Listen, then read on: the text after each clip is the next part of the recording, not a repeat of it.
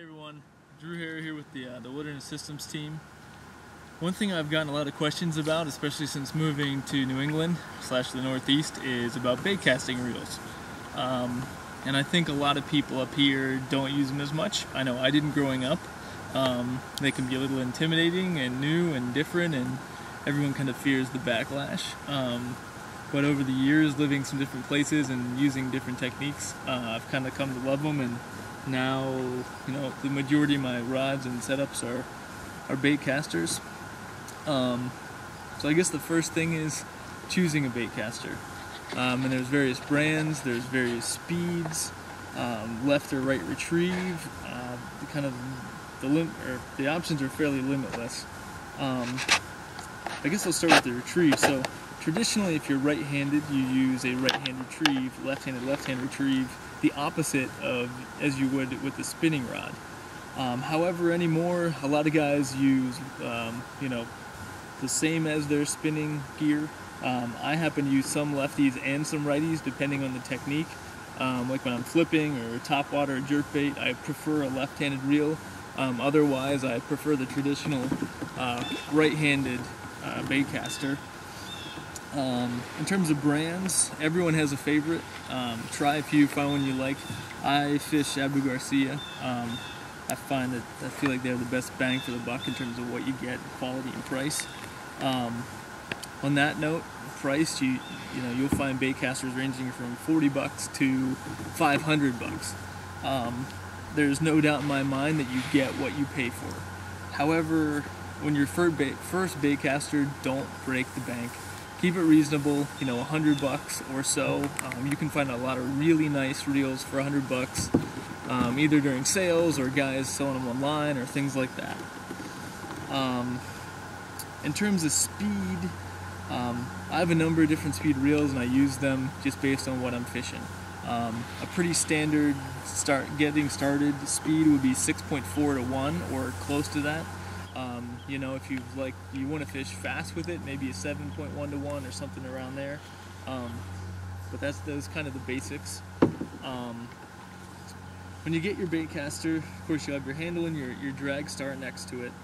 On the same side as your handle will be your basically your adjustment for your spool speed. So you can set it tighter, which I'll set this really tight for a moment, and I'll push my button, and you can see it doesn't even fall. My bait doesn't fall. And as I loosen it, you can see, of course I have a leader on today, you can see now it falls very, very quickly.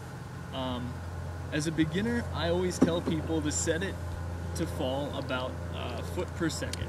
So fairly slow. In fact, even about that, or even a little slower.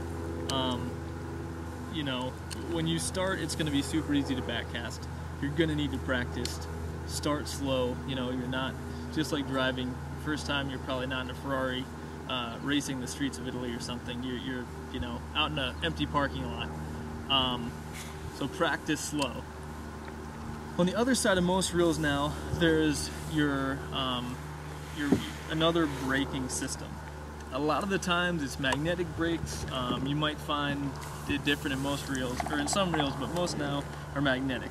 And basically all you do is turn this knob, it'll go lower, it'll go higher. Again, when you start, turn it up. Turn it to max, turn it close to max. There's no sense in starting too fast, because you're just going to get backlashes and it's going to be a headache, and you're going to get frustrated and you're going to want to quit. And learning will take a while. When I learned, I got a half-ounce washer. I went to the backyard and I just chucked it and chucked it and chucked it. And then I went to some different weight washers and threw them. And eventually I got better and better, and I got confident, and that translated to confidence on the water too. Typically with heavier baits, you'll need to set your spool resistance a little tighter. So, you're not as prone to backlash, because those heavy baits will cause your spool to turn faster, and that's when you backlash. Lighter baits, like this is probably a 1/4 ounce fluke I have on, I'll loosen it up and kind of find the sweet spot for me, and use that as a guide. So when it comes to casting, course, you push down your thumb release, so now your reel's engaged, and then you just kind of let it rip. And the big thing to remember is, before your lure hits the water, clamp back down with your thumb. If you don't, you're going to get a bird's nest, and again, you're probably going to be unhappy.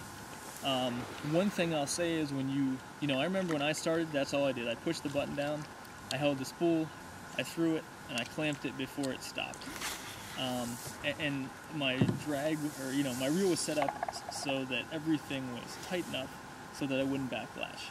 Now, I tend to have my setups fairly loose, and I basically constantly have a little bit of pressure on the reel with my thumb. So pretty much kind of, not quite throughout the whole cast, but on and off, we just kind of get this feel where you'll be able to apply pressure and feel kind of comfortable throughout the entire cast of slowing your spool down if it gets too slow or it gets going too fast, so you can avoid a backlash. And certainly when you're throwing weightless baits or lighter baits, that can be an issue.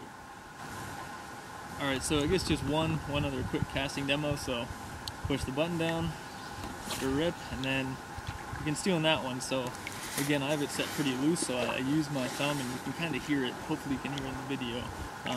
Slow the spool down, and that's it. Reel it in and do it again. Again, practice makes perfect. Patience in this case will be a virtue.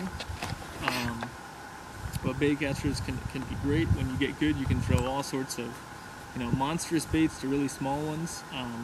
I guess one of the reasons I throw them so much is because a lot of the the bigger gear you end up throwing, or if you're fishing a lot of the thick weeds like we have here behind me in New England, you want a gear with more, or a reel with more power,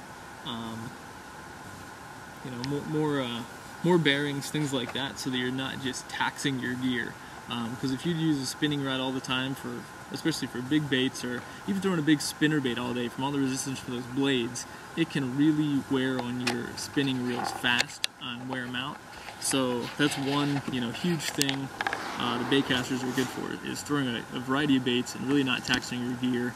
Help you fight and land more fish, because typically between that and the rod you have a lot stronger of a setup.